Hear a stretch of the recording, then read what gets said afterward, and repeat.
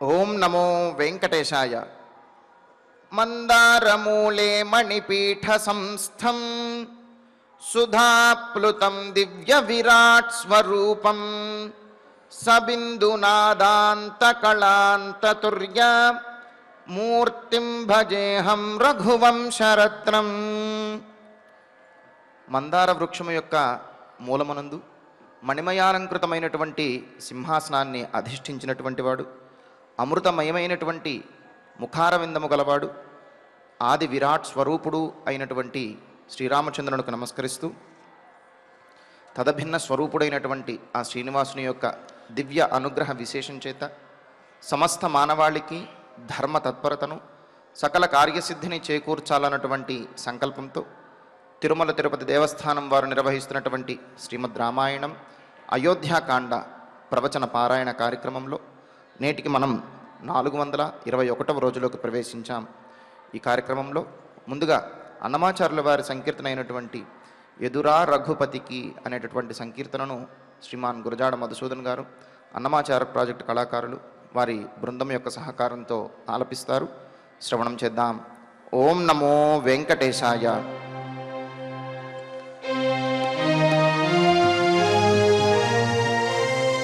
వాల్మీకి గిరి సంభూత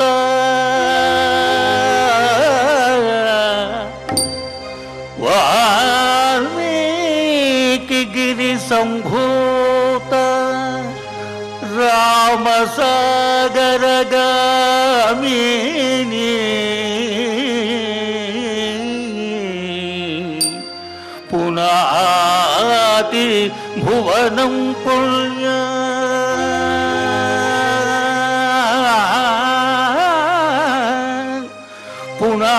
పునాతి భువనం పుణ్య రామాయణ మహానది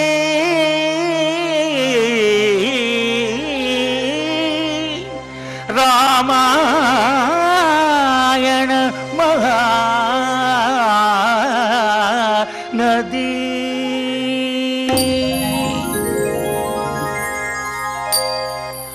ఎదురా రఘుపతికి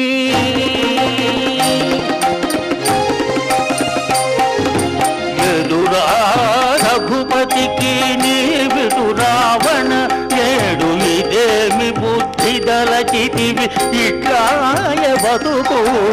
ఎదురా రఘుపతికి నీవిడు రావణ ఏడు ఇదేమి బుద్ధి దళచితివి ఇట్లాయ బతుకు. ఎదురా రఘుపతికి నీవిడు రావణ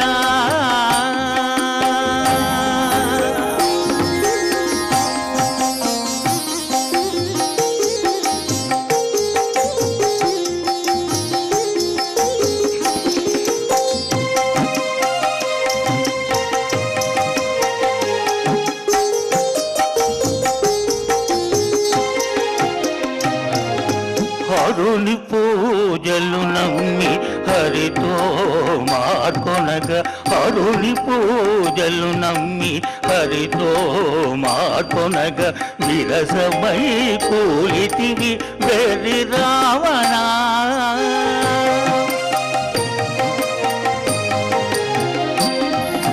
హరుని పూజలు నమ్మి హరితో మార్కొనగా విరసమై కూలితివి వెర్రి రావణ.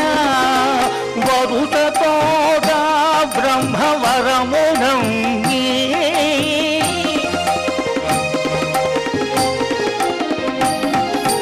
వరుసతోడా బ్రహ్మవరమునంగి రాము శరణన కుండగానే రాము శరణన కుండగానే సమసేగా కులము.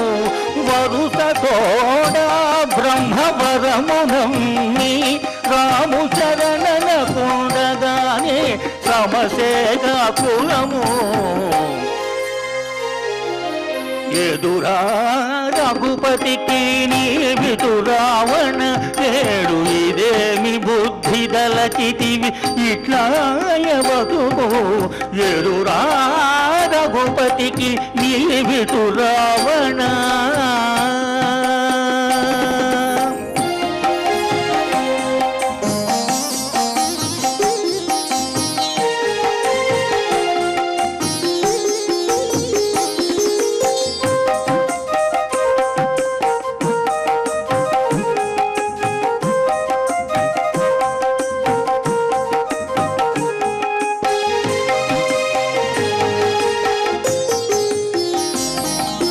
జపతపములు నమ్మి సర్వేషు విడువగా జపతపములు నమ్మి సర్వేషు విడువగా విపరీతమాయగా వెర్రి రావణ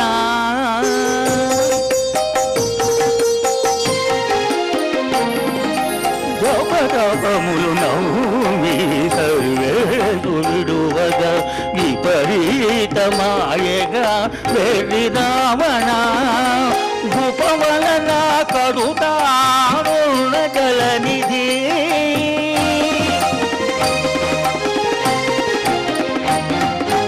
ఉపవలన కడుతారుణ జలనిధి నమ్మి కపుల పాలైతివిగా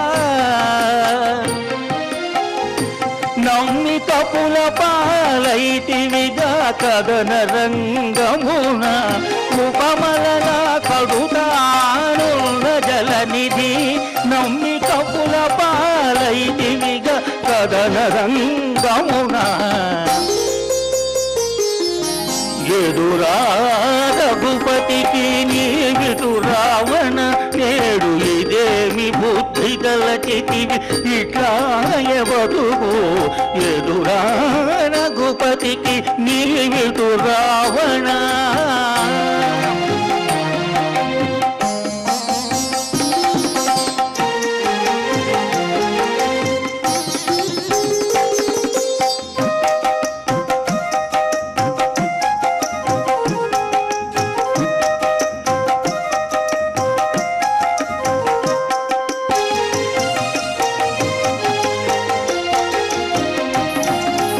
బంటతనము నమ్మి పైకొన్న రాఘవు బంటతనము నమ్మి పైకొన్న రాఘవు వింట పొలసితివిగా వెర్రి రావణ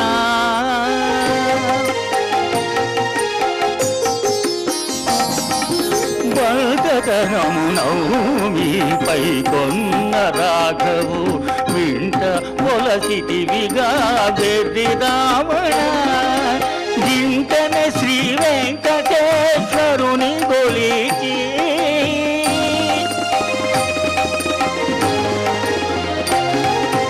ఇంటనే శ్రీ వెంకటేశ్వరుని గొలిచి వెంటనే సుఖియాయే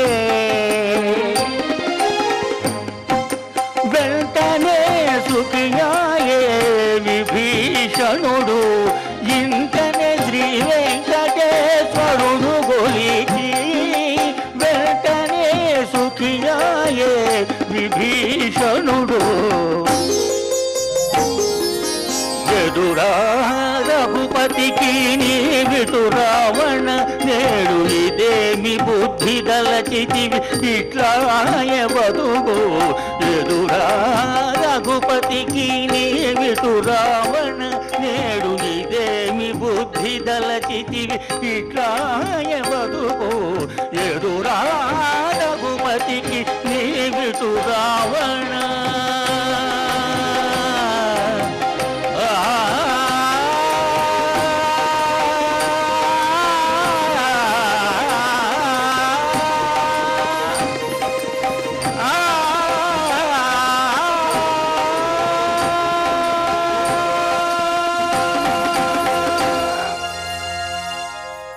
సంకీర్తనను ఎంతో చక్కగా శ్రవణం చేశాం.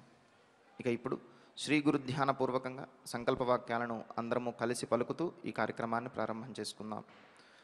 శ్రీ గురు ధ్యానం గురుర్బ్రహ్మా గురుర్విష్ణు గురుర్దేవో మహేశ్వరః గురుః సాక్షాత్ పరం బ్రహ్మ తస్మై శ్రీ గురవే నమః.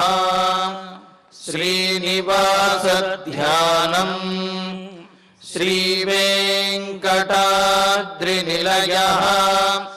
కమలాకాముకః పుమాన్ అభంగుర విభూతిర్నః తరంగయతు మంగళం. అథ సంకల్పః శ్రీమదాదివరాహ క్షేత్రే విరాజమానస్య శ్రీ పద్మావతీ జానేః అఖిలాండ కోటి బ్రహ్మాండ నాయకస్య శ్రీరామచంద్ర రూపాంతరస్య భగవతః శ్రీ వెంకటేశ్వర స్వామినః సన్నిధౌ హనుమత్ సీతా లక్ష్మణ భరత శత్రుఘ్న పరివార సమేత శ్రీరామచంద్ర పరబ్రహ్మణః పరిపూర్ణానుగ్రహేణ అస్మిన్ భువనే సమస్తాధివ్యాధీనాం నివారణార్థం భారతవర్షే విద్యా విత్త వాణిజ్య కృషి వైద్య వైజ్ఞానిక దేశరక్షణాదిరంగేషు విద్యమానానాం ఆస్తిక మహాజనానాం సర్వేషాం సకుటుంబానాం ఆయురారోగ్యైశ్వర్య సద్బుద్ధీత్యాది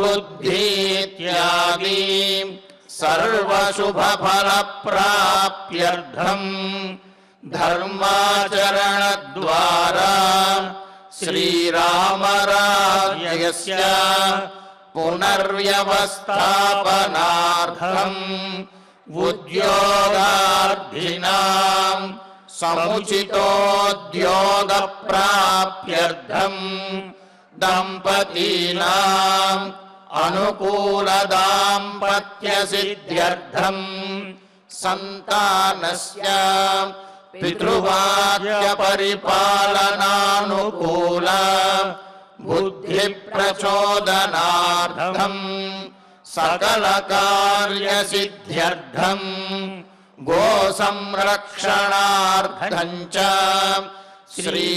శ్రీమద్వాల్మీకి రామాయణే అయోధ్యాకాండే యథాశక్తి శ్లోకవ్యాఖ్యాన పురస్సరం షట్పంచాశత్ సర్గ శ్లోక పారాయణం తథా శ్రీ ధన్వంతరి మంత్ర పారాయణం చ అన్యోన్య సాహాయ్యేన ఆచార్య ముఖేన కరిష్యామహే.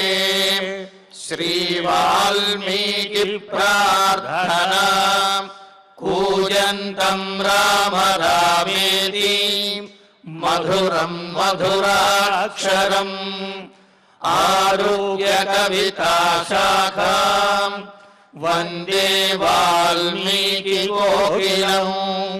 శ్రీ ఆంజనేయ ప్రార్థనా మనోజవం మారుతతుల్యవేగం జితేంద్రియం బుద్ధిమతాం వరిష్టం వాతాత్మజం వానరయూధముఖ్యం శ్రీరామదూతం శిరసా నమామి. శ్రీరామాయణ ప్రార్థనా వాల్మీకిగిరి సంభూత రామసాగరగామిని పునాది భువనం పుణ్యా రామాయణ మహానదీ. శ్రీరామ ప్రార్థనా అయోధ్యాఖ్యేతు గుర్వర్ధే త్యక్త్వా రాజ్యం గిరౌ వసన్ పాదుకే భరతాయాదాత్ సరామః శరణం మమ. శ్రీరామచంద్ర పరబ్రహ్మణే నమః. అథ శ్రీమద్ రామాయణే ఆదికావ్యే అయోధ్యాకాండే షట్పంచాశः సర్గः. శ్రీమన్నారాయణ చరణౌ శరణం ప్రపద్యే. శ్రీమతే నారాయణాయ నమః. శ్రీరామాయ నమః. తతో బ్రవీన్ మహాబాహుః లక్ష్మణం లక్ష్మణాగ్రజః సన్నివేద్య యథా న్యాయం ఆత్మానమృషయే ప్రభుః. సీతారామ లక్ష్మణులు యమునా నదిని దాటి మరి చిత్రకూట పర్వత ప్రాంతానికి వచ్చేశారు. ఆ పర్వత ప్రాంతం యొక్క విశేషములు, అక్కడ ప్రకృతి సౌందర్య శోభ, అక్కడ ఉన్నటువంటి జంతువుల యొక్క విశేషములన్నీ కూడా మనం చెప్పుకున్నాం. మరి ఆ చిత్రకూట పర్వతానికి వచ్చిన తర్వాత అక్కడ వాల్మీకి మహర్షి యొక్క ఆశ్రమాన్ని చూచారు. ఆ ఆశ్రమం దగ్గరికి వెళితే వాల్మీకి మహర్షి కూడా వీరిని చూచి ఎంతో గొప్పగా సత్కరించి అతిథి మర్యాదలు చేశాడు. రామచంద్రమూర్తి కూడా తన నామనిర్దేశపూర్వకంగా వారికి వాల్మీకి మహర్షికి నమస్కరించి ఆ వృత్తాంతములన్నీ కూడా చెప్పుకొచ్చాడు. ఇంకా ఆ తరువాత రామచంద్రమూర్తి తనను, తన తమ్ముడిని, అలాగే సీతాదేవిని, వారిని ఎలాగైతే పరిచయం చేయాలో మొదట తనను తాను పరిచయం చేసుకోవాలి. కావున అలాగా పరిచయం చేసి అన్ని కుశల ప్రశ్నలన్నీ కూడా పూర్తయిన తర్వాత ఇంకా ఆ చిత్రకూట పర్వత ప్రాంతాన్ని చూస్తే అక్కడే నివసించాలి అని చెప్పి అనిపిస్తున్నది. అదే యోగ్యమైనటువంటి ప్రదేశంగా కూడా రామచంద్రమూర్తి ఇంతకు పూర్వమే చెప్పాడు కదా. అందుకని లక్ష్మణస్వామితోటి అంటూ ఉన్నాడు, లక్ష్మణాన యదారుణి దృఢాని చ వరాణి చ కురుష్వా వసధం సౌమ్య వాసే మేభిరతం మనః. సౌమ్య లక్ష్మణ, సౌమ్య స్వభావం కలిగినటువంటి ఓ లక్ష్మణ, అన్నగారు ఏది చెబితే అది చేసేటటువంటి వాడు లక్ష్మణస్వామి. ఆయన యొక్క ఆజ్ఞ కోసం ఎదురు చూస్తూ ఉండేటటువంటి వాడు. అందుకనే ఇక్కడ రామచంద్రమూర్తి సౌమ్య అని సంబోధిస్తూ ఉన్నాడు. ఓ లక్ష్మణ, దృఢాని వరాణి దారుణి ఆనయ. దృఢమైనటువంటి వరం అంటే శ్రేష్టమైనటువంటి దారుణి కర్రలను, కొమ్మలను తీసుకురావయ్యా అని అన్నాడు. ఇక్కడ దేనికోసం? మే మనః వాసే అభిరతం, నా మనస్సు ఇక్కడే నివసించాలి, ఈ చిత్రకూట ప్రాంతంలోనే నివసించాలి అని చెప్పి ఇష్టపడుతున్నది.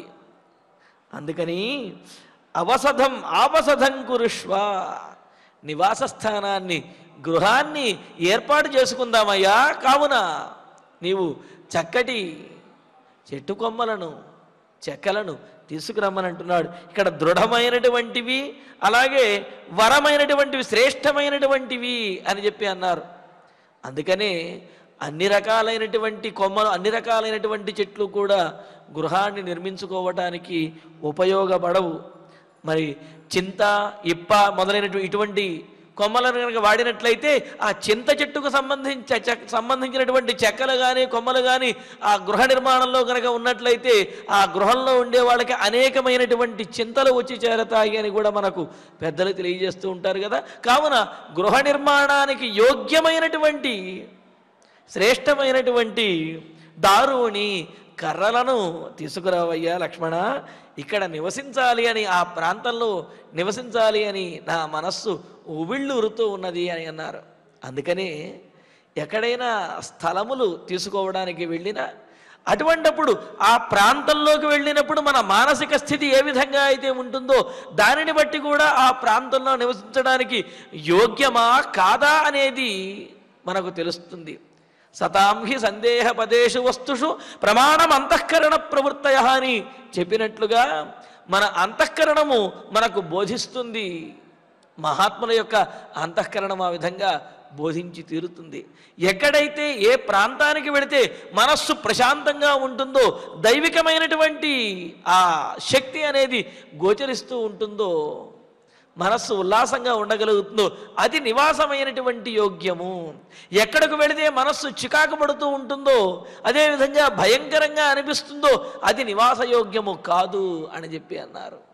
అలాగే ఎక్కడికి వెళ్ళినప్పుడైతే మనకు ఆ చల్లనైనటువంటి గాలి, అటువంటివి చక్కటి సువాసనలు ఇవన్నీ కూడా వెదజల్లుతూ ఉంటాయో అటువంటి ప్రదేశం నివాస యోగ్యముగాను, ఎక్కడికి వెళ్ళినప్పుడైతే మనకు ఎముకలు కానీ అలాగే జుట్టు మొదలైనటువంటివి కానీ, లేకపోతే ఆ ప్రాంతానికి వెళ్ళంగానే ఏదైనా అపశకునములు కానీ ఎదురైనట్లయితే అది నివాస యోగ్యము కాదు అని ఈ విధంగా మానసికమైనటువంటి స్థితిని ఆయా సందర్భాన్ని బట్టి కూడా అది నివాసయోగ్యమా కాదా అనేది పెద్దలు మనకు తెలియజేశారు. మరి అలాగా ఆ చిత్రకూట పర్వత ప్రాంతానికి వచ్చేటప్పటికీ చాలా గొప్పగా అనిపించింది, అక్కడే నివసించాలి అనిపించింది.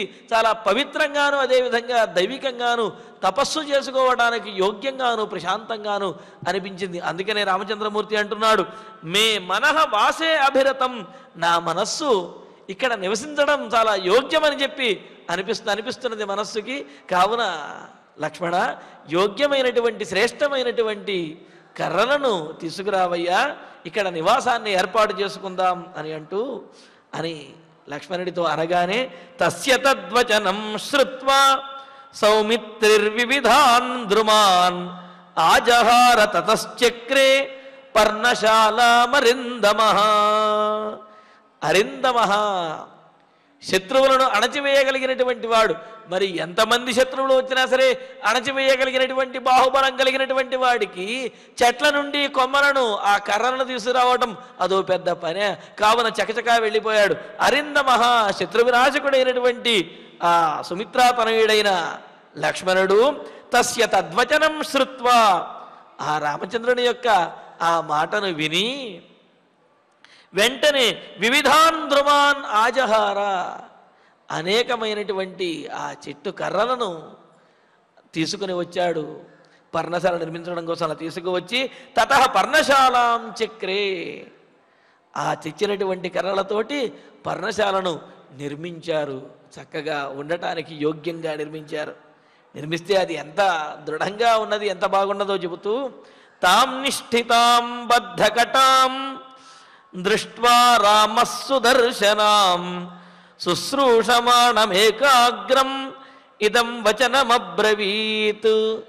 రామః, ఇంకా రాముడు ఆ పర్ణశాలను చూశాడు. చూసేటప్పటికీ ఎంతో అందంగా, అలాగే దృఢంగా, రక్షణకరంగా ఉన్నది అది. అందుకని నిష్ఠితాం, నిశ్చలంగా, గాలి వచ్చినా వర్షం వచ్చినా సరే అది కదలదు, గాలికి ఎగిరిపోయేటటువంటి స్థితిలో లేదు. అంటే చాలా దృఢంగా ఉన్నది, చక్కగా తయారైంది. బద్ధకటాం, గోడలు అదేవిధంగా గోడల మీద చక్కటి ఆవరణములు, ఇవన్నీ కూడా దృఢమైనటువంటి చుట్టూ గోడలు లాంటివి, అలాగే ఆవరణములు కూడా. అంటే ఇవన్నీ కూడా కర్రలతోటే నిర్మించాయనమాట. గోడలు అంటే రాళ్లతోటని కాదు, కర్రలతోటే గోడల వలె నిర్మించడము. అలాగే దానిపైన ఆ కప్పు కూడా కర్రలతోటి, ఆకులతోటి నిర్మించడం అన్నమాట. బద్ధకటాం, అలాగే గోడల దగ్గర చక్కగా దృఢంగా కట్టినటువంటివి. సుదర్శనం, చూడటానికి చాలా ముచ్చటగాను చాలా అందంగా ఉన్నటువంటిది అయిన తాం దృష్ట్వా, ఆ పర్ణశాలను చూసి, పర్ణములు అంటే ఆకులు అని అర్థం. ఆ పర్ణముల చేత అంటే చుట్టూ కర్రలు, పైన కూడా కర్రలు కట్టి వాటి మీద ఆకులను కప్పుగా ఉంచి చాలా సుందరంగాను దృఢంగాను నిర్మించబడింది.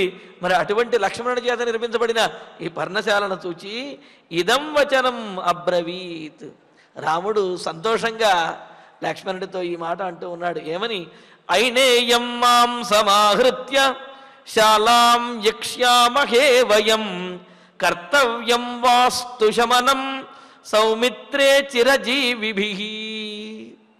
మరి ఒక నిర్మాణాన్ని, ఒక ఇంటిని, ఆ పర్ణశాలను నిర్మించుకున్నారు కొత్తగా. మరి నిర్మించుకున్నటువంటి ఆ గృహంలోకి, ఆ పర్ణశాలలో వీరు నివసించాలి, ప్రవేశించాలి. అంటే సామాన్యంగా ప్రవేశించేస్తే సరిపోదు. ఈ భూమి మీద ఒక నిర్మాణం చేశాము అంటే మరి అక్కడ అధిష్టాన దేవతలు ఎవరైతే ఉంటారో వారిని సంతృప్తిపరచి ఆ తరువాతనే అక్కడ మనం నివసించడానికి యోగ్యంగా అది మారుతుంది. ఆ తరువాతనే అక్కడ మనం నివసించాలి. అప్పుడే మనం ప్రశాంతంగా నివసించగలుగుతాం. అందుకనే వాస్తు అధిష్టాన దేవతలను, వాస్తు దేవతలను పూజించాలి గృహప్రవేశ సమయంలో అని చెప్పి అన్నారు. అందుకనే రామచంద్రమూర్తి కూడా అంటున్నాడు, ఐనేయం మాంసమాహృత్య శాలాం యక్ష్యామహే వయం అని అంటూ, సౌమిత్రే ఓ లక్ష్మణ, మనం ఇంకా ఐనేయం మాంసమాహృత్య దుప్పి సంబంధమైనటువంటి మాంసాన్ని తీసుకుని వచ్చి శాలాం యక్ష్యామహే, ఈ శాలలకు గృహమునకు అధిష్టాన దేవతలు ఎవరైతే ఉంటారో వారిని సంతృప్తి పరుద్దాము. ఎందుకు అంటే చిరజీవిభి, నూతన గృహంలో చిరకాలము దీర్ఘాయుష్యుతో జీవించాలి అనుకునేటువంటి వారు వాస్తు శమనం కర్తవ్యం. అటువంటి వారి చేత వాస్తు శమనం అంటే వాస్తు శాంతి అనేది తప్పనిసరిగా చేయబడాలి.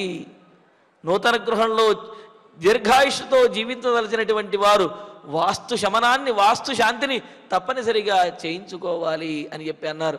మరి ఇక్కడ ఐనేయం మాంసమాసాద్య అని ఆ దుప్పి లేకపోతే జింక మాంసాన్ని తీసుకుని వచ్చి ఇలాగా వాస్తు శమనం చేద్దామని ఎందుకన్నారు అంటే, వాస్తు దేవతలలో అందరూ కూడా ఈ మాంసాహారాన్ని స్వీకరించే వాళ్ళు లేరు.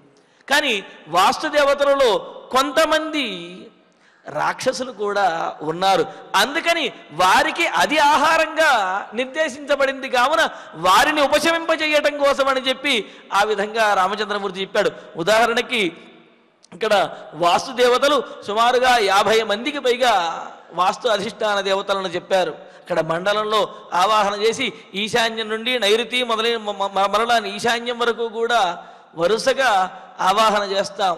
అలా ఆవాహన చేసినప్పుడు ఆ ఉన్నటువంటి దేవతలలో నిరుతి అని, అలాగే పూతన అని, పాపరాక్షసి అని, ఈ విధంగా కొంతమంది రాక్షసులు కూడా ఆ వాస్తుని ఆవహించి ఉన్నారు. కావున వారిని ఉపశమింపజేయాలి అంటే వారికి ఇష్టమైనటువంటి ఆహారాన్ని ఇవ్వాలి అనే ఉద్దేశంతో రామచంద్రమూర్తి ఆ విధంగా సమర్పించాడు. అయితే ఆ విధంగా సమర్పించడంలో ఉద్దేశము వారిని ఉపశమింపజేయటము అని. ఆ విధంగా వాస్తుశాంతి అసలు ఎందుకు చెయ్యాలి, ఎవరు ఈ వాస్తు అని అంటే దానికి మనకు పెద్దలు వృత్తాంతాన్ని తెలియజేశారు. ఒకానొక సందర్భంలో దేవతలకు రాక్షసులకు కూడా ఘోరమైనటువంటి యుద్ధం జరుగుతూ ఉంటే అప్పుడు దేవతల యొక్క బలం క్షీణించిపోతూ ఉన్నది, రాక్షసుల యొక్క బలం, ఆ రాక్షస బలం పెరుగుతూ ఉన్నది. దానితోటి దేవతలకి బలాన్ని చేకూర్చాలి అని చెప్పి సంకల్పించినటువంటి భృగు మహర్షి ఇక్కడ రాక్షసుల బలమేమో అదే విధంగా ఉంటుంది, దేవతల బలం క్షీణించిపోతూ ఉంటే వీరు ఓడిపోయే స్థితికి వస్తూ ఉన్నారు. దానితోటి వారికి బలమైనటువంటిది ఏమిటి అంటే ఈ మహర్షులు సమర్పించేటటువంటి ఆహుతులు, ఆ హవిస్సులే దేవతలకు ఆహారము కావున భృగు మహర్షి మీరు యుద్ధం చేస్తూ ఉండండి, మీరు యుద్ధం చేసేంత వరకు మీకు విజయం ప్రాప్తించే వరకు కూడా నేను యజ్ఞం చేస్తూనే ఉంటాను అని చెప్పి భృగు మహర్షి ఆ విధంగా యజ్ఞం చేస్తూ అనేకమైనటువంటి ఆహుతులను సమర్పిస్తూ ఉన్నాడు. ఇలా భృగు మహర్షి చేసినటువంటి యజ్ఞము యొక్క ఆహుతులను, వాటిని ఆవిర్భాగాలను స్వీకరించినటువంటి వారు ఈ యజ్ఞ ఫలంగా వాళ్ళు బలాన్ని పుంజుకునేటువంటి వారై దేవతలు రాక్షసుల మీద విజయాన్ని సాధించేశారు. అయితే విజయాన్ని సాధించిన తర్వాత భృగు మహర్షి దగ్గరికి వచ్చి కృతజ్ఞతగా వారికి నమస్కరించి ఆ యజ్ఞాన్ని ఆపించాలి కదా. కానీ వారు ఆ విజయాన్ని పొందినటువంటి ఆనందంతో వాళ్ళు ఆ విధంగా స్వర్గంలో సుఖంగా ఉండిపోయారు. అయితే ఇక్కడ భృగు మహర్షి యజ్ఞం చేస్తూనే ఉన్నాడు. అలా పాపం ఆయన శరీరం శుష్కించిపోతూ ఉన్నా సరే అలా యజ్ఞం చేస్తూనే ఉన్నాడు లోక కళ్యాణం కోసం. మహర్షులు ఎంతటి త్యాగానికైనా సిద్ధపడతారు కదా, అలా యజ్ఞం చేస్తూనే ఉన్నాడు. కొంతకాలం అలా కొన్ని సంవత్సరముల పాటు యజ్ఞం చేసిన తర్వాత భృగు మహర్షికి అనిపించింది, ఇంతకాలం నుండి యజ్ఞం చేస్తున్నాను అంటే ఈ పాటికి దేవతలు ఖచ్చితంగా విజయాన్ని సాధించే ఉంటారు. ఎందుకంటే ఈ తపో మహిమ, యజ్ఞము యొక్క మహిమ అంత గొప్పది. అయినప్పటికీ ఇంకా సాధించకపోవడం ఏమిటి అని ఒక్కసారి దివ్య దృష్టితో చూసేటప్పటికీ దేవతలందరూ కూడా ఆనందంగా స్వర్గంలో గడుపుతూ ఉంటారు. దానితోటి భృగు మహర్షికి కోపం వచ్చేస్తుంది. ఆ రౌద్రంలో శరీరం నుండి ఆమె ముఖం నుంచి ఒక స్వేద బిందువు పడుతుంది. ఆ స్వేద బిందువు నుండి ఆ రౌద్రము నుండి ఒక భయంకరమైనటువంటి పిశాచం వంటి ఆకారం ఒకటి ఆవిర్భవిస్తుంది. ఆవిర్భవించి అది దేవతలందరినీ కూడా కబళించడానికి దేవతలందరి మీద ఆక్రమించి ప్రహారం చేస్తూ ఉంటుంది. ఏ ఒక్క దేవత కూడా ఆ భయంకరమైనటువంటి రూపాన్ని ఎదుర్కోలేకపోతుంటాడు. ఎందుకంటే తపస్సంపన్నుడైనటువంటి అంతకాలం యజ్ఞం చేసినటువంటి భృగు మహర్షి యొక్క స్వేదం నుండి పుట్టినటువంటిది ఆ ఆకారము. అందువలన దానిని ఎవరూ కూడా ఎదుర్కోలేకపోతూ ఉంటారు. అంటే చూడండి, ఇక్కడ ఆయన తపస్సంపన్నుడు, యజ్ఞం చేసిన వాడు అయినప్పటికీ కూడా రౌద్రం నుండి వచ్చినటువంటి ఆ ప్రాణి కావున అది రౌద్రంగానే ఉన్నది, భయంకరంగానే ఉన్నదన్నమాట. దాంతో వీళ్ళెవరు ఎదుర్కోలేకపోతూ ఉంటే అప్పుడు గురువులు చెబుతారు, శుక్రాచార్యుల వారు, మీరు ఆ ఒక్కరే కూడా దాన్ని ఏమీ చెయ్యలేరు, కావున అందరూ కలిసి ఒకేసారి దాని మీద ప్రహారం చెయ్యండి అని. అంటే అందరూ కలిసి ఆ భయంకరమైనటువంటి నిలువెత్తు పెద్ద ఆకృతిని ఒక్కసారి పడదోస్తే ఆ ఆకృతి స్వర్గం దగ్గర నుంచి వచ్చి భూమండలం మీద బోర్లా పడిందిట. అంటే ఈ భూమండలం మొత్తాన్ని కూడా ఆక్రమించి అలాగా బోర్లా పడింది. పడేటప్పటికీ మరి ఆ రౌద్రంతో రాక్షసుల ఆ పైశాచికంలాగా కనిపిస్తున్నటువంటి రాక్షసులాగా ఉన్నటువంటి ఆ భయంకరమైనటువంటి ఆకారము ఈ భూమండలం మొత్తాన్ని కూడా ఆవరించినట్లు అయిపోయింది. అయిపోయేటప్పటికీ మరి భూమి మీద కూడా ఈ ఆసుర ప్రవృత్తి, రాక్షస ప్రవృత్తి పెరిగిపోతూ ఉన్నది. సామాన్య సాధుజీవులు ఎవరు జీవించడానికి అవకాశం లేకుండా పోయినది. అప్పుడు మహర్షులందరూ కూడా చెబుతారు, ఇతన్ని వాస్తు పురుషుడు అనే పేరుతోటి పిలుస్తూ ఉంటారు. అదేవిధంగా ఇతనికి ఎవరైనా ఈ భూమండలం మీద నివసించదలుచుకున్నటువంటి వారు, అంటే గృహములు కట్టుకుని కానీ నూతనమైనటువంటి నివాసాన్ని ఏర్పాటు చేసుకుని నివసించదలచినటువంటి వారు ఆయా స్థానములలో వాస్తు పురుషుణ్ణి కనుక శాంతింపజేసినట్లయితే ఇతని యొక్క ప్రభావం అంటే ఏమిటి, రౌద్రమైనటువంటి ప్రభావం అనే తొలగిపోయి వారు దీర్ఘాయుష్తోటి జీవించగలుగుతారు అని చెప్పి మహర్షులందరూ కూడా చెప్పారు. ఆ విధంగా ఈ భూమండలం మీద దేవతలందరి చేత కూడా పడదోయబడి ఈ భూమండలం మీద పడినటువంటి ఆ వాస్తుని ఆరాధించడం ద్వారా ఈ భూమి మీద మనం నిర్మించుకున్నటువంటి నిర్మాణములలో ప్రశాంతంగా జీవించగలుగుతాము, దీర్ఘాయుష్తోటి జీవించగలుగుతాము అని చెప్పి మరి ఈ వాస్తు పురుషుణ్ణి భార్గవ స్వేద సంభవ అని, బ్రహ్మణ స్వేద సంభవ అని చెప్పి ఈ విధంగా రెండు రకాలుగా చెబుతారు. అలాగా వాస్తు ఈ భూమండలాన్ని ఆవరించి ఉన్నాడు. అందుకని ఈ భూమండలం మీద మనం ఏదైనా నిర్మాణం కనుక చేసుకున్నట్లయితే ఆ వాస్తుని, ఆ రౌద్రంతో ఉండేటటువంటి వాస్తుని ఉపశమింప చెయ్యాలి. పైగా ఆ వాస్తుకి అధిష్టాన దేవతలుగా చాలామంది దేవతలు, అలాగే కొంతపాటి మంది రాక్షసులు కూడా చెప్పబడ్డారు. కావున అందులో ఉన్నటువంటి ఆ రాక్షసులను ఉపశమింప చెయ్యటం కోసమని చెప్పి ఇప్పుడు రామచంద్రమూర్తి ఐణేయం మాంసమాహృత్య అని చెప్పి ఆ జింక లేకపోతే దుక్తి మాంసాన్ని తీసుకురమ్మని చెప్పి అన్నాడు. అయితే మనం కూడా అలాగే చేయాలంటే అలా చేయవలసిన అవసరం లేదు. గుమ్మడికాయను దృష్టి తీసినప్పటికీ కూడా వాస్తుశాంతి అనేది జరుగుతుంది అని చెప్పి అన్నారు. ఆయా సందర్భాలను, ఆయా యుగధర్మాలను బట్టి ఆ విధంగా ఆచరించాలి అని చెప్పి, కావున కర్తవ్యం చిరజీవిభి వాస్తుశమనం అని చెబుతూ దీర్ఘాయుషుతో నూతన గృహములో జీవించదలిచినటువంటి వారు వాస్తుశాంతిని చెయ్యాలి అని చెప్పి అన్నారు. అందుకనే అంటారు స్మృతులలో, నచ వ్యాధి భయం తస్య నచ బంధుజనక్షయ జీవేత్ వర్షశతం స్వర్గం జీవేత్ వర్షశతం స్వర్గకల్పమేవ వసేన్నరః. ఏ గృహంలో అయితే వాస్తుశాంతిని చేసుకుని నివాసం ఉంటారో ఆ గృహంలో వారికి వ్యాధి పీడలు కానీ లేకపోతే బంధుక్షయం కానీ ఉండదు. వారు దీర్ఘాయుష్తోటి జీవిస్తారు. ఆ గృహము స్వర్గములాగా ఉంటుంది. అంటే వాస్తుదేవతలందరూ కూడా తృప్తి చెంది అనుకూలమైనటువంటి ఫలితములను ఇస్తారు అని అని మనకు స్మృతులలో తెలియజేస్తూ ఉన్నారు. ఇది బ్రహ్మాండ పురాణంలో మనకు తెలియజేశారు. ఈ విధంగా అనేకమైనటువంటి ప్రమాణములు మనకు వాస్తుశాంతి చేయటం కోసమని తెలియజేశారు. అంతేకాదు దైవికమైనటువంటి నిర్మాణములలో కూడా కేవలము మనం నిర్మించుకునేటువంటి మానవులు నివసించేటటువంటి నిర్మాణాలే కాదు, దైవికమైనటువంటి నిర్మాణాలు కానీ యజ్ఞశాలలు కానీ దేవాలయాలు కానీ వీటిని నిర్మించినప్పుడు కూడా అక్కడ కూడా వాస్తుశాంతి తప్పనిసరిగా చెయ్యవలసినదే అన్నారు. మరి వాస్తుశాంతి చేయకపోతే అనర్చితే వాస్తునాథే సర్వం కర్మ ఆసురం భవేత్ అని చెప్పంటూ వాస్తునాథుణ్ణి వాస్తుపురుషుణ్ణి కనుక అర్చించకపోతే శాంతింపజేయకపోతే అక్కడ చేసేటటువంటి కర్మలన్నీ కూడా కార్యములన్నీ కూడా ఆసురం భవేత్ రాక్షస కర్మలు అయిపోతాయి. ఆ చేసేటటువంటి కార్యముల వల్ల చేసేటటువంటి పనుల వల్ల ప్రశాంతత అనేది ఉండదు, శాంతి లోపించేసి రాక్షసమైనటువంటి ప్రవృత్తి అనేది వచ్చి తీరుతుంది అని అంటున్నారు. అందుకనే వాస్తుశాంతిని చెయ్యాలి అని మనకు చెబుతున్నారు. పైగా వాస్తు శబ్దానికి అర్థము మన కోశాలు చూసిన అమరకోశంలో చూసినట్టయితే ధిష్ట్యం ధామ నికేతనంచ సదనం వస్త్యంచ వాస్తుక్షయం అని చెప్పి అంటూ ధిష్ట్యము ధామ నికేతనము సదనము వస్త్యం వాస్తు క్షయం అని ఈ విధంగా గృహానికి పేర్లు. కావున వాస్తు శమనము అంటే గృహంలో ఉన్నటువంటి దేవతలు గృహాధిష్టానమైనటువంటి వారు ఎవరైతే ఉన్నారో వారందరినీ కూడా శాంతింపజేసి వారందరినీ ప్రసన్నం చేసుకుని తద్వారా ఆ గృహంలో ప్రశాంతంగా జీవించగలుగుతాము. కావున గృహశాంతి ఆ వాస్తుశాంతిని తప్పనిసరిగా చేయవలను అని చెప్పి అంటున్నాడు. అందుకనే రామచంద్రమూర్తి కూడా నాయనా మనం వాస్తుశాంతిని చేద్దాము అని అంటూ గృహం మృగం మహత్వాన యక్షిప్రం లక్ష్మణేహ శుభేక్షణ కర్తవ్య శాస్త్ర దృష్టో హి విధిర్ధర్మమనుస్మర.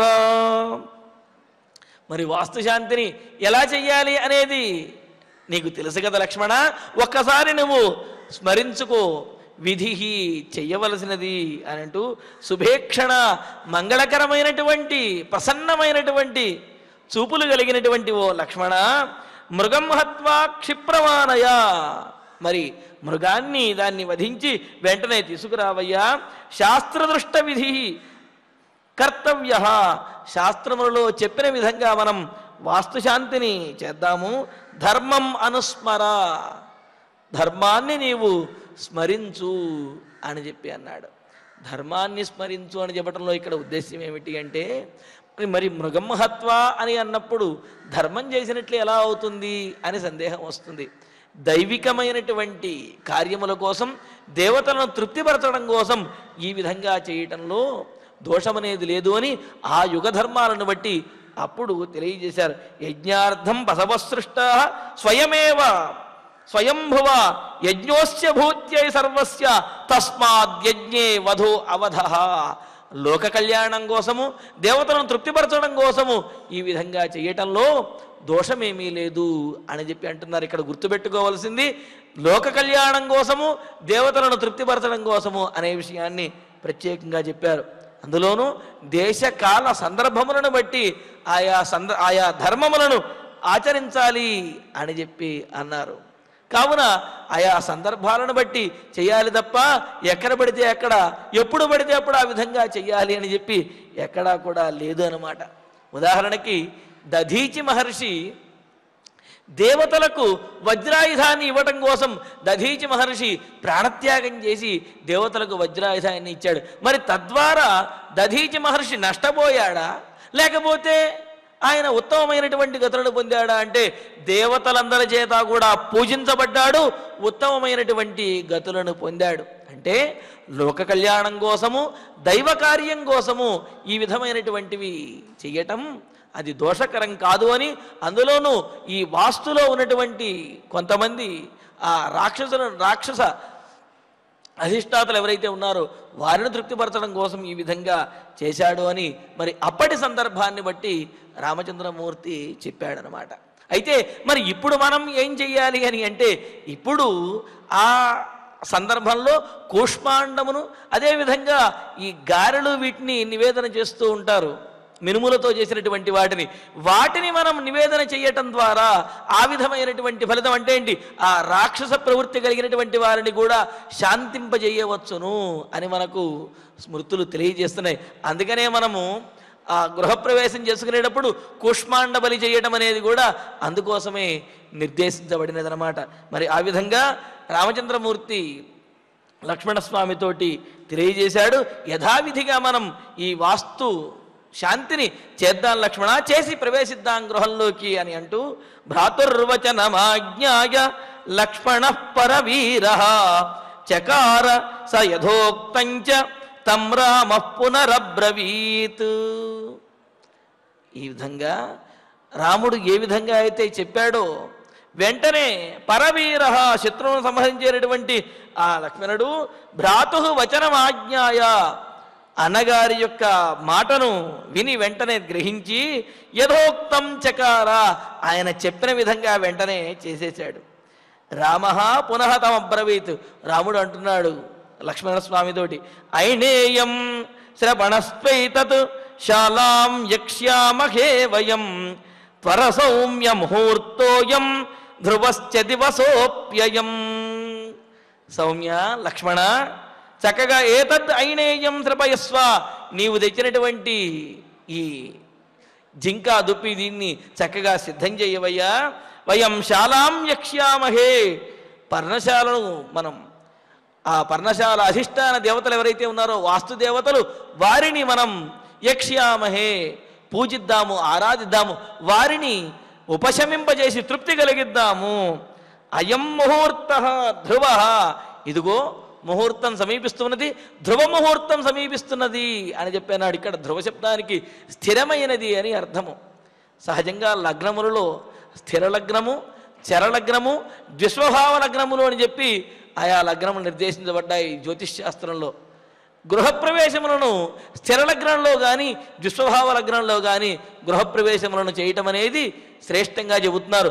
అందులోనూ స్థిర లగ్నంలో చేయటం అనేది స్థిరమైనటువంటి నివాసంగా ఆ ఇల్లు మనకు ఉంటుంది అని చెప్పి జ్యోతిష్ శాస్త్రంలో తెలియజేశారు. కావున అందుకనే ఏమంటున్నాడు, ఆ గృహంలో చక్కగా ప్రశాంతంగా జీవించడం కోసమని ధ్రువ అయం దివస అపి ధ్రువశ్చ, ఇదిగో ఈ ముహూర్తము కూడా స్థిర ముహూర్తము, శుభకరమైనటువంటి ముహూర్తం సమీపిస్తూ ఉన్నది. అలాగే ఈ రోజు కూడా తిథివార నక్షత్ర యోగ కరణములతోటి ఈ రోజు కూడా చాలా యోగ్యంగా ఉన్నది. కావున మనం వెంటనే గృహప్రవేశాన్ని అంటే ఆ పర్ణశాల అధిష్టాన దేవతలందరినీ కూడా తృప్తిపరచి శాంతి చేసి మనం ప్రవేశిద్దాము అంటూ సలక్ష్మణ కృష్ణ మృగం హత్వా మేధ్యం ప్రతాపవాన్ అధ చిక్షేప సౌమిత్రి సమిద్ధే జాత వేదసి. అధ ఆ తరువాత ప్రతాపవాన్ సౌమిత్రి సహ లక్ష్మణ, గొప్ప ప్రతాపవంతుడైనటువంటి ఆ లక్ష్మణుడు, సుమిత్రానందరుడైనటువంటి లక్ష్మణుడు కృష్ణమృగం హత్వా సమిద్ధే జాత వేసతే చిక్షేప, ఆ మృగమును అగ్నిలో సమర్పించాడు, అగ్నియందు ఉంచాడు. తంతుపక్వం సమాజ్ఞాయ నిష్టప్తం ఛిన్న శోణితం లక్ష్మణ పురుషవ్యాఘ్రం అధ రాఘవమబ్రవీత్. నిష్టప్తం అగ్నిలో ఉంచబడినటువంటి చిన్న శోణితం తం పక్వం దృష్ట్వా, సిద్ధమైనటువంటి ఆ మృగాన్ని చూచి లక్ష్మణ సమాజ్ఞాయ, లక్ష్మణుడు చూచి అధ పురుషవ్యాఘ్రం రాఘవం అబ్రవీత్. పురుషశ్రేష్ఠుడైనటువంటి రామచంద్రమూర్తితోటి లక్ష్మణస్వామి అంటూ ఉన్నాడు ఏమని, అయం కృష్ణ సమాప్తాంగ శ్రుత కృష్ణమృగో యథా దేవతాం దేవసంకాశ యజస్వకుశలో హ్యసి. అనయ మీరు చెప్పినట్లుగా ఇదిగోండి నివేదన కోసమని చెప్పి సిద్ధం చేసి ఉంచాను ఈ కృష్ణ మృగమును. కావున దీనిని దేవసంకాశ, దేవతలతో సమానమైనటువంటి ఓ రామచంద్ర, దేవతాం యజస్వ, దేవతలను అంటే ఈ గృహాధిష్టాన పర్ణశాల అధిష్టాన దేవతలు ఎవరైతే ఉంటారో వారందరినీ కూడా యజస్వ పూజించు, వారిని తృప్తిపరచు అని చెప్పి అంటూ చెప్పాడు. ఎప్పుడైతే లక్ష్మణస్వామి ఆ గృహములో గృహమును పూజించడానికి ఆ శాలాధిష్టాన దేవతలను తృప్తిపరచడానికి కావలసినటువంటి సంభారములన్నీ కూడా సిద్ధం చేశాడు. వెంటనే రామచంద్రమూర్తి రామస్నాత్వాతు నియతః గుణవాన్ జప్యకోవిదః సంగ్రహేణ కరోత్ సర్వాన్ మంత్రాన్ సత్రావసానికాన్.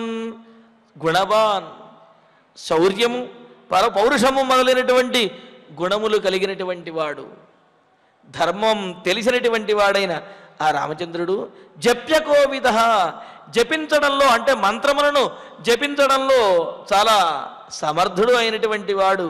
ఏ ఏ మంత్రములు ఎప్పుడు జపించాలి, ఎక్కడ ఏ విధంగా చేయాలి అని తెలిసినటువంటి ఆ రామచంద్రుడు స్నాత్వా స్నానం చేసి నియత నియమబద్ధంగా యోగ్యమైనటువంటి స్వరూపంతో యోగ్యమైనటువంటి నియమాలతో కూడినటువంటి వాడై సంగ్రహేణ అన్నింటినీ కూడా సంగ్రహించి సత్రావసానికాన్ మంత్రాన్ వాస్తుయాగము చెయ్యటానికి వాస్తు హోమం చేయడానికి ఏ ఏ మంత్రములైతే నిర్దేశించబడ్డాయో ఆయా మంత్రములన్నింటితోటి కూడా సర్వాన్ అకరోత్ అన్నింటినీ కూడా అక్కడ ఉన్నటువంటి మునులు వాళ్ళ యొక్క సహాయంతో వాటన్నింటినీ కూడా ఆ మంత్రములన్నింటితోటి కూడా ఆయన వాస్తు పురుషుణ్ణి ఆరాధించడం, ఆయన్ని సంతృప్తిపరచడానికి పూజించడం ప్రారంభించాడు రామచంద్రమూర్తి. సంగ్రహేణ కరోత్ సర్వాన్ మంత్రాన్ సత్రావసానికాన్. ఆ వాస్తుహోమానికి కావలసినటువంటి మంత్రములన్నింటినీ కూడా ఆ విధంగా రామచంద్రమూర్తి అలా పఠిస్తూ ఆ యజ్ఞాన్ని చేయిస్తూ ఉన్నాడు. అక్కడ ఉన్నటువంటి మునుల యొక్క సహాయంతో ఇష్ట్వా దేవగణాన్ సర్వాన్ వివేశ వసధం శుచి బభూవచ మనోహ్లాద రామస్యామిత తేజస. ఇంకా సర్వాన్ దేవగణాన్ ఇష్ట్వా సమస్తమైనటువంటి దేవగణములను కూడా ఆయన దేవగణములను వాస్తు అధిష్టాన దేవతలను అందరినీ కూడా ఇష్ట్వా ఆరాధించి వారికి ఆహుతులను వాటిని సమర్పించి శుచిహి చాలా శుచిగా ఉంటూ పవిత్రంగా ఉన్నటువంటి వాడై అవసధం వివేశ ఆ పర్ణశాలలోకి ప్రవేశించాడంటే వాస్తుశాంతిని చేసి ఆ పర్ణశాలలోకి ప్రవేశించాడు. అమిత తేజస రామస్య మనోహ్లాద బభూవ. అమిత తేజస చాలా తేజస్సు కలిగినటువంటి ఆ రామచంద్రమూర్తికి మనోహ్లాద బభూవ. అక్కడికి వెళ్ళిన తర్వాత మనస్సు మరింత ఆనందంగా ఉల్లాసంగా అనిపించిందనమాట. ఇలాగా వాస్తుశాంతిని చేయడం ద్వారా అక్కడ ఉన్నటువంటి దేవతలందరినీ తృప్తిపరచి వారందరికీ సమర్పించవలసినటువంటి ఆహారములను ఆ నివేదనను సమర్పించి వారు సీతారామ లక్ష్మణుడు ఆ గృహంలోకి పర్ణశాలలోకి ప్రవేశించి వైశ్వదేవ బలిం కృత్వా రౌద్రం వైష్ణవమేవచ వాస్తు సంశమనీయాని మంగళాన్ని ప్రవర్తయన్. ఇలాగా రాముడు వైశ్వదేవ బలిం కృత్వా వైశ్వదేవ బలిని అలాగే రౌద్రం వైష్ణవమేవచ రుద్రదేవతాకమైనటువంటి యాగాన్ని వైష్ణవం విష్ణుదేవతాకమైనటువంటి యాగాన్ని అంటే చూడండి యాగములలో అనేకమైనటువంటి దేవతలను ఆరాధిస్తారు. ఆ విధంగా అక్కడ ప్రధానంగా ఉన్నటువంటి సకల దేవతలను అలాగే ప్రధానంగా వైశ్వదేవము రౌద్రము వైష్ణవముని ఈ ఆయా దేవతలందరినీ కూడా యాగము ద్వారా తృప్తిపరిచి ఆరాధించి వాస్తు సంశమనీయాని వాస్తుదేవతను ఉపశమింపజేసేటటువంటి శాంతింపజేసేటటువంటి గృహంలో సకలమైనటువంటి అరిష్టములను తొలగించి సకల అభ్యుదయములను కలుగజేసేటటువంటి మంగళాని మంగళకరములైనటువంటి ఆ మంత్రములను పుణ్యాహవాచనము శాంతివాచనము మొదలైనటువంటి వాటినన్నింటినీ కూడా చక్కగా చేయించి వారందరినీ కూడా తృప్తిపరుస్తూ ప్రవర్తయన్ నిష్ఠగా చేయిస్తూ జపంచన్యాయత కృత్వా స్నానం నద్యాం యథావిధి పాపశంశమనం రామ చకార బలిముత్తమం. న్యాయత నియమానుసారంగా జపం కృత్వా ఆయా దేవతలను ధ్యానించి జపము చేసి నద్యాం స్నాత్వా నదిలో స్నానం చేసి మనం గమనించవలసింది వాస్తుహోమం చెయ్యక ముందు స్నానం చేయాలి, వాస్తుహోమం చేసిన తర్వాత కూడా మరలా స్నానం చేయాలి అని చెప్పి అన్నారు. ఎందుకు అంటే అక్కడ కొన్ని రౌద్ర దేవతలు, అదేవిధంగా కొంతమంది నిరుతి మొదలైనటువంటి వారు వీళ్ళందరూ కూడా ఉన్నారు కదా, మరి వారికి సంబంధించినటువంటి హోమమును ఆచరించినప్పుడు ఆ తరువాత కూడా స్నానం అనేది చెయ్యాలి అని మనకు స్మృతులు తెలియజేస్తూ ఉన్నాయి. అందుకనే న్యాయత జపం కృత్వా యథావిధి నద్యాం స్నాత్వా, యథావిధిగా నదిలో స్నానం చేసి ఆ తరువాత పాపశమనం ఉత్తమం బలిం చకార, పాపములను శాంతింపజేసేటటువంటి అని అన్నారు. ఈ పాపములను శాంతింపజేసేటటువంటివి అంటే గృహంలో ఏమైనా పాపాలు ఏమైనా ఉంటాయా అని అంటే ఆ గృహంలో భూదోష శల్యదోష వాస్తుదోష అని చెబుతూ మనకు సంకల్పంలో చెబుతారు కదా, సమస్తమైనటువంటి దోషములు కూడా పోవటం కోసమని.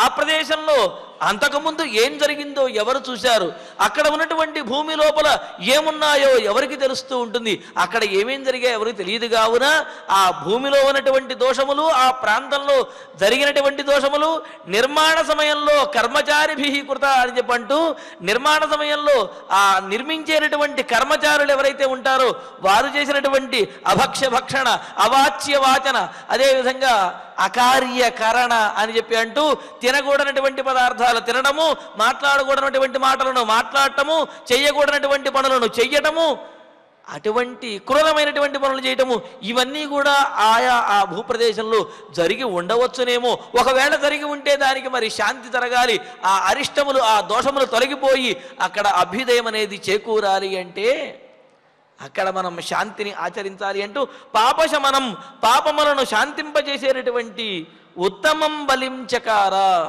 ఉత్తమమైనటువంటి ఆ బలిని ఆ పూజను చక్కగా చేసి ఆయా దేవతలను సంతృప్తిపరిచి అక్కడ ఉన్నటువంటి సకల దోషములను కూడా తొలగించి అభీదములు కలిగే విధంగా చెయ్యాలి అని.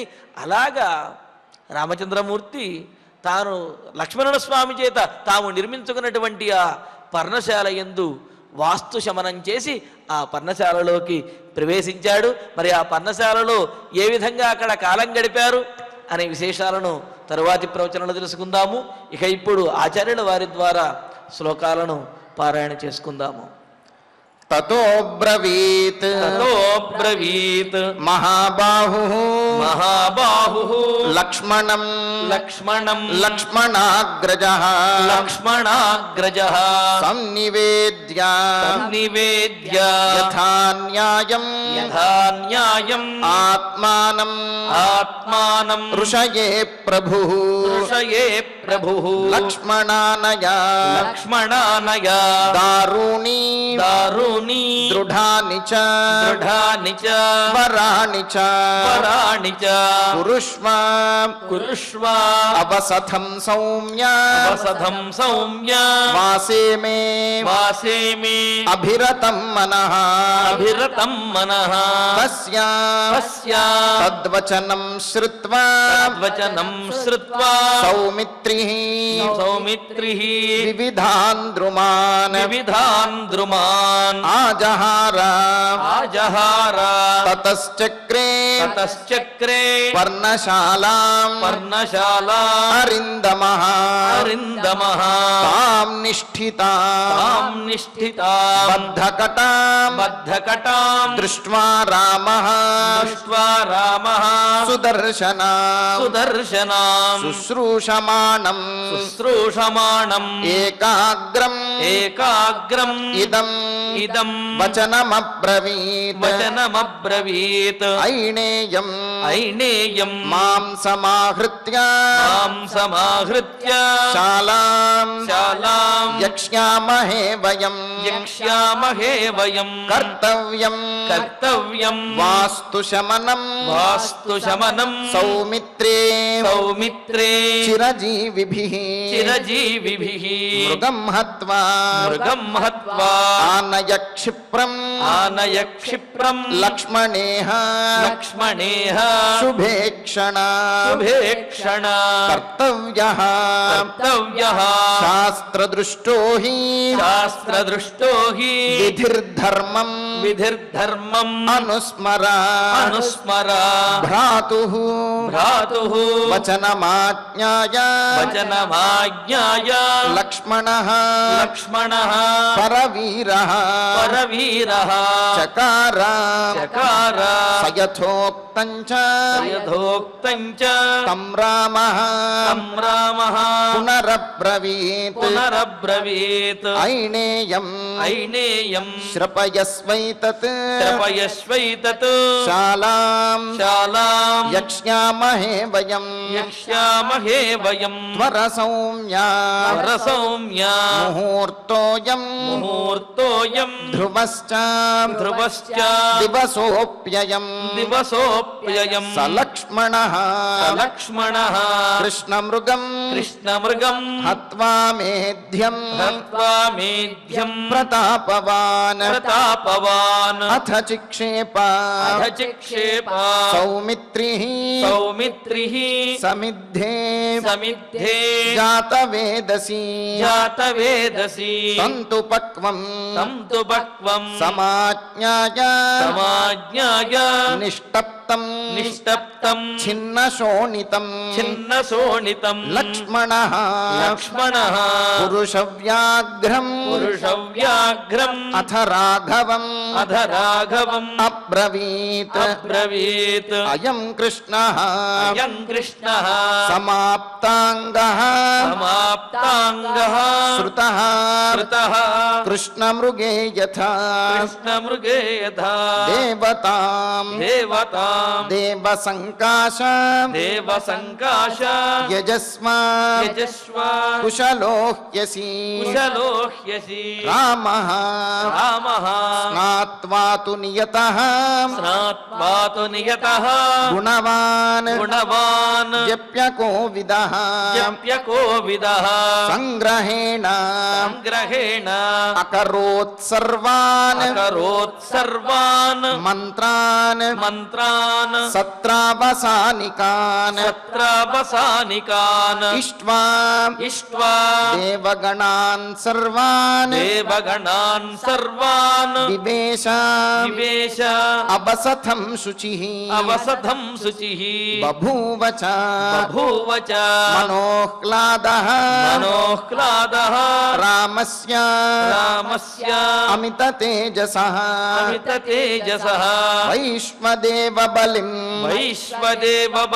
కృత్వా రౌద్రం వైష్ణవమేవ చ వాస్తు సంశమనీయాని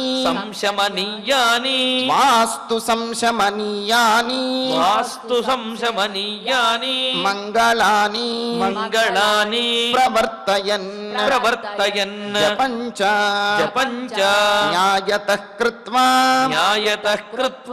స్నాత్వా నద్యాం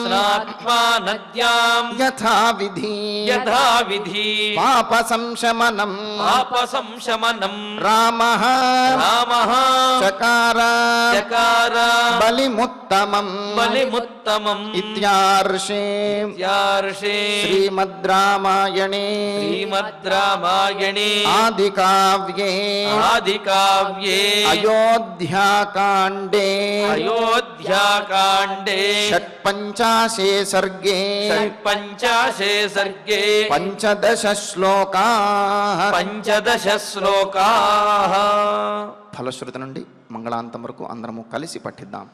ఫలశ్రుతి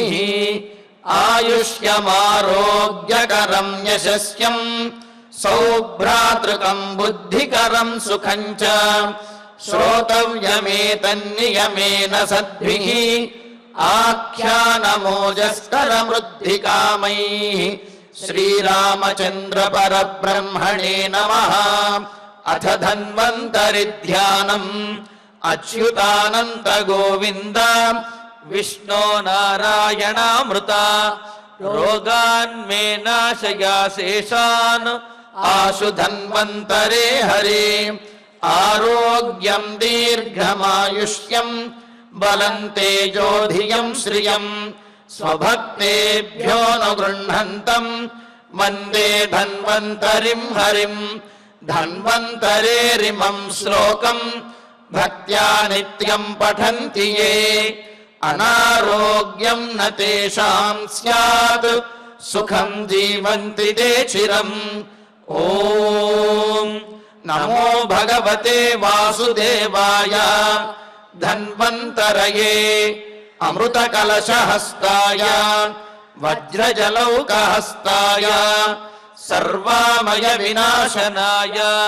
त्रैलोक्यनाथाय महाविष्णवे स्वाहा ॐ वासुदेवाय विद्महे सुधाहस्ताय धीमहि तन्नो धन्वन्तरि प्रचोदयात् अधनवग्रह प्रार्थना आरोग्यं पद्मबन्धुर्वितरतु नितरां सम्पदं शीतरश्मिः भूलाभं भूमिपुत्रः सकलगुणयुतां वाग्विभूतिं च सौम्यः सौभाग्यं देवमन्त्री रिपुभयशमनं भार्गवः शौर्यमार्किः दीर्घायुः सैन्हिकेयः विपुलतरयशः केतुः आचन्द्रतारम् अरिष्टानि प्रणश्यन्तु दुरितानि भयानि च